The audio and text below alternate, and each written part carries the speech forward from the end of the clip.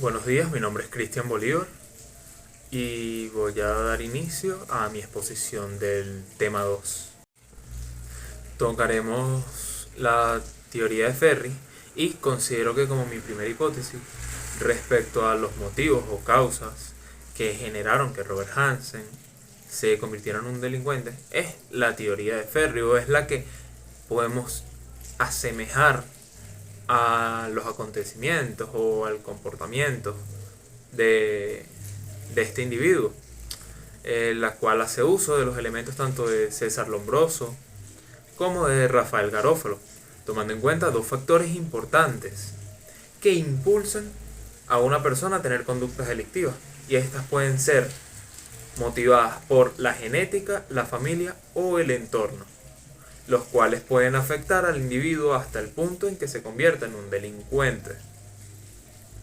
Sin embargo, en el caso de Robert Hansen, nos iremos por el factor de la familia o el entorno, los cuales pudieron motivar, de acuerdo a lo que conocimos de él, de acuerdo a la información que recabamos, que fueron los que asumo que fueron los motivantes a que éste se volviera un asesino, ya que recordando la crianza junto a sus padres debemos considerar que el trato que tenía su padre con él no era el adecuado, lo cual pudo haber dado un inicio a que éste se convirtiera en el asesino que fue tiempo después. Causas exógenas de Ferri. Dentro de las causas que afectan a los individuos, Ferri considera a dos causas o factores como causantes o motivantes del comportamiento delictivo, que son los factores endógenos, los factores o causas endógenas y las exógenas. Sin embargo, no haremos uso de las causas exógenas, ya que estas van dirigidas principalmente a la genética.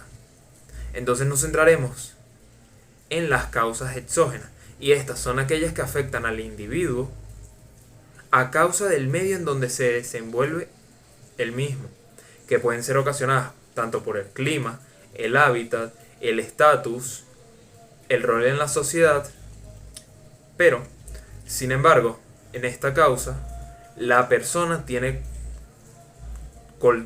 control total sobre la decisión a tomar, es decir, este decide si quiere realizar actos negativos o positivos. Igualmente, las consecuencias o los beneficios posteriores de los actos que éste realice tendrá que afrontarlos. Dentro de los crímenes cometidos por Robert Hansen, podemos considerar que siguen el factor del ambiente social y son producidos por las causas, como ya lo dijimos hace un momento, exógenas, considerando que su desarrollo en el ámbito social fue bastante difícil a causa del rechazo que tuvo por los compañeros de escuela. Teoría de Alexander Lacazanés. Como segunda hipótesis, haré uso de la teoría de Lacazanés, ya que éste consideraba que una parte de la formación del delincuente ocurría a causa de enfermedades. Y debemos recordar que Robert Hansen era una persona que había sido diagnosticada con distintos problemas mentales, el cual podemos tomar como un factor que pudo generar las causas que lo convirtieron en un delincuente. Y haciendo uso de la frase también de Lacazanés, de la sociedad tiene a los delincuentes que se merecen, podemos considerar que la sociedad, en el caso de Robert, sí fue responsable de lo ocurrido por no tomar las medidas, en el caso médico, para cambiar la vida del sujeto que estamos estudiando, tanto en el tema 1 como en el tema 2. Entonces, sí pudo verse beneficiado si hacían las gestiones correctas, si la sociedad, o en este caso, por las personas que fue diagnosticada, le daban un trato para mejorar. Es decir, mantenerlo recluido en un lugar donde pudiera estar sin afectar a otros.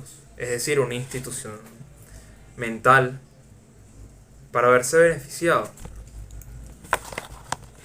Y que lo que ocurrió con él no fuera pasado.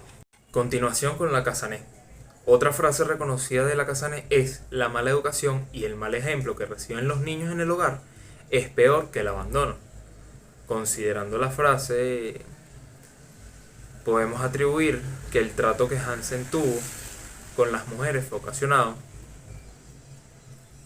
por el maltrato que éste recibía de su padre. Es decir, que la conducta que su padre tenía con él la transmitía hacia otros.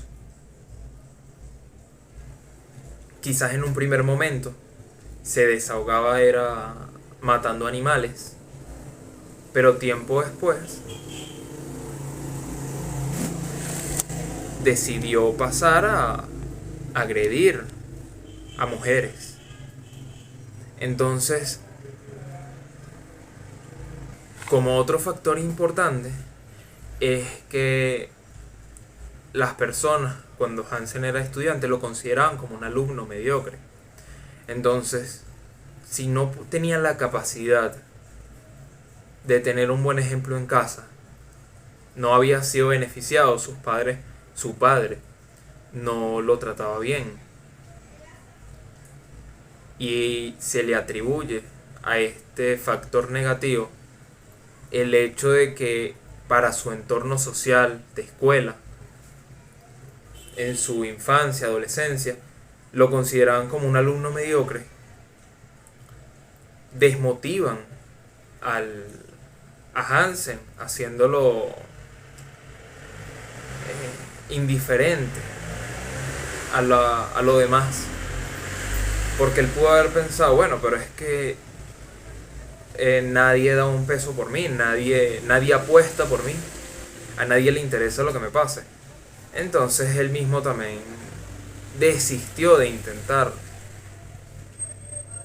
al menos en el ámbito de estudios, la teoría de Sigmund Freud y el psicoanálisis.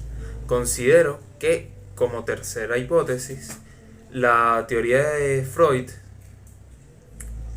encaja bastante bien en el caso de Robert Hansen, ya que Freud consideraba que el hombre no era libre a pesar de la voluntad que posee o que poseemos.